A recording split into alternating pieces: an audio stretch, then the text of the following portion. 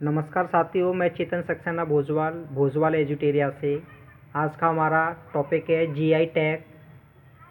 GI tag के बारे में अक्सर आपने सुना होगा। जीआई टैग क्या होते हैं, किस किस प्रोडक्ट को जीआई टैग जारी किया जाता है, कौन जीआई टैग जारी करता है और इसके लिए कौन कौन से क्राइटेरिया हैं, इन सब का अध्ययन हम आज के इस टॉपिक में करेंगे।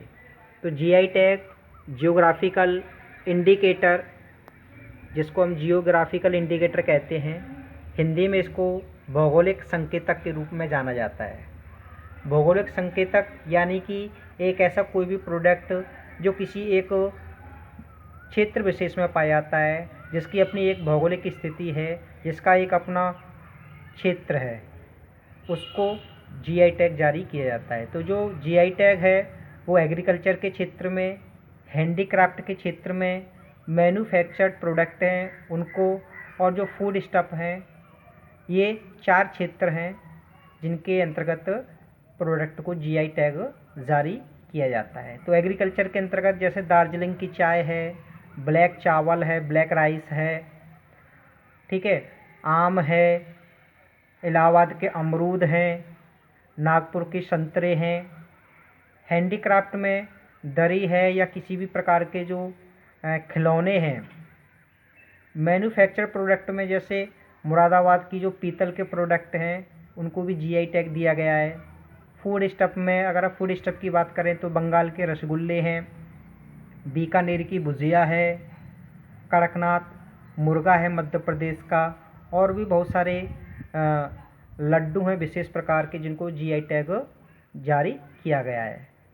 तो जीआई टैग कौन कौन जारी करता है, भारत में कब इसकी शुरुआत हुई? तो भारत में जीआई टैग को लागू करने के लिए geographical indicator of goods registration and protection act 1999 में एक एक्ट संसद में पास किया गया। उस एक्ट के अंतर्गत भारत में इसको एक संवैधानिक और एक कानूनी प्रक्रिया बना दिया गया। तो 2003 में भारत में जीआई टैग की शुरुआत हुई, और जीआई टैग किसी यूनिक प्रोडक्ट को ही दिया जाता है, और क्षेत्र विशेष का जो प्रोडक्ट होता है उसको ही जीआई टैग जारी किया जाता है।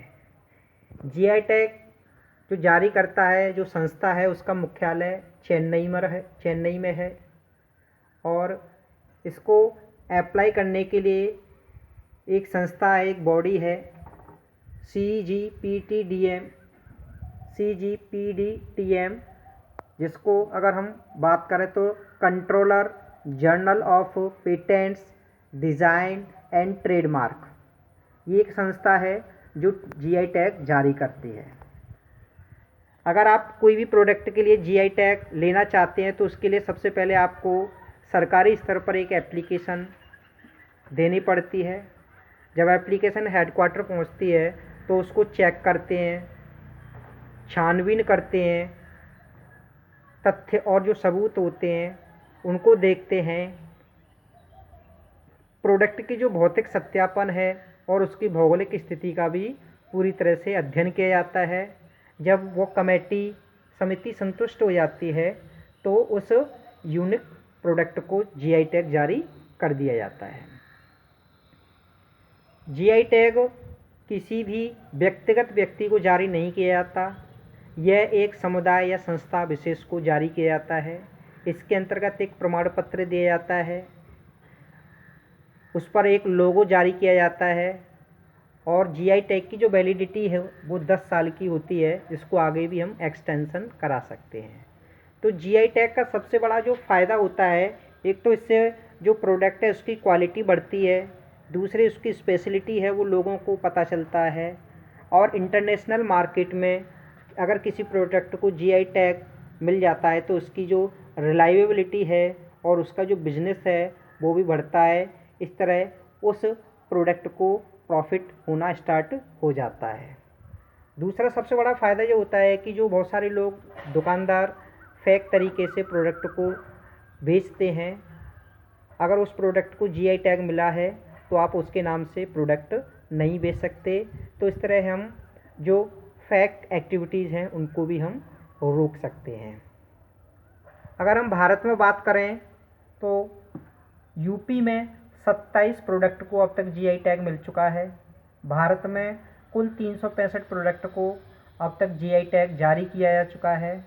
सबसे पहले भारत में दार्जिलिंग चाय को पहला जीआई टैग 2004-05 में जारी किया गया। मध्य प्रदेश का जो कड़कनाथ मुर्गा है, जिसको लेकर मध्य प्रदेश और छत्तीसगढ़ में विवाद हुआ, अंत में मध्य प्रदेश को जीआई टैग जारी किया गया। बंगाल के रसगुल्ले और रसगुल्लों को लेकर उड़ीसा और बंगाल में भी विवाद हुआ। अंत में बंगाल और उड़ीसा दोनों को रसगुल्ले का जीआई टैग जारी किया गया उनके नाम से। जैसे बंगाल के रसगुल्ले हैं तो बंगाल के रसगुल्ले, और उड़ीसा के हैं तो उड़ीसा के रसगुल्ले के नाम से। और राजस्थान की जो विश्व प्रसिद्ध बीकानेर की जो भुजिया हैं, जिसको 2010 में जीआई टैग जारी किया गया है। आगरा से हम हैं तो आगरा की जो दरी है, दरी उद्योग में जीआई टैग जारी किया गया है। तो कुल मिलाकर हम जीआई टैग की बात करें तो जीआई टैग मिलने का सबसे बड़ा फ़ायदा है कि आपकी जो प्रोडक्ट है, आपका जो बिज़नेस है, उस प्रोडक्ट का वो इंटरनेशनल मार्केट में एक रिलायबिलिटी बढ़ जाती है। लोग उसको ख़रीदना पसंद करते हैं क्योंकि जीआई टैग प्रोडक्ट की विश्वसनीयता, प्रोडक्ट की क्वालिटी और उसकी एफिशिएंसी को रिप्रेजेंट करता है। मैं आगरा से हूँ तो आगरा के जो व्यवसायी हैं, क्योंकि आगरा का जो पैंटा है पूरे विश्व में प्रसिद्ध है। अगर पंची पैंटा और भी पैंटे की वैरायटी हैं, अगर पैंटे के क्षेत्र में जीआई टैग हासिल करना चाहते हैं तो इसके लिए हमें जो चेन्नई में जो मुख्यालय है वहाँ पर एप्लीकेशन देनी पड़ेगी सरकारी स्तर पर। और इस तरह अगर आगरा के पैंटे को जीआई टैग मिल जाता है तो इससे हमारे पैंटे का जो बिज़नेस है और भी ज़्यादा डेवलप होगा और भी हम ज़्यादा अच्छे तरीके से अंतर्राष्ट्रीय मार्केट में अपने पैंठा है उसको बेच सकते हैं। बहुत सारे विदेशी पर्यटक हमारे आगरा में आते हैं और आगरा से पैंटा खरीद कर ले जाते हैं।